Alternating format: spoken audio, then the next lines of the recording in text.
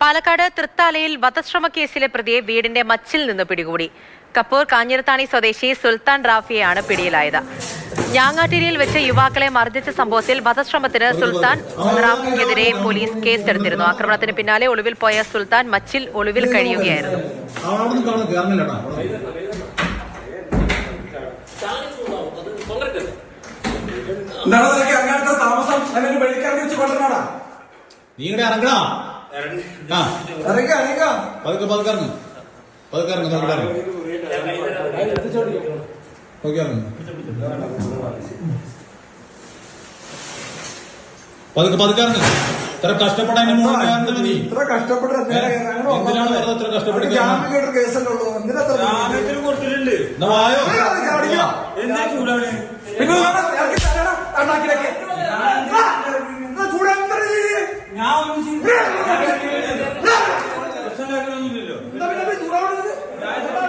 പാലക്കാട് കൊഴിഞ്ഞാമ്പാറയിൽ യുവാവിനെ വീട്ടിൽ കയറി മർദ്ദിച്ച് കൊലപ്പെടുത്തിയ പ്രതിപിടിയിൽ. കൊലപാതകത്തിന് ശേഷം സംഭവസ്ഥലത്ത് നിന്നും രക്ഷപ്പെട്ട മൂങ്കിൽമട സ്വദേശി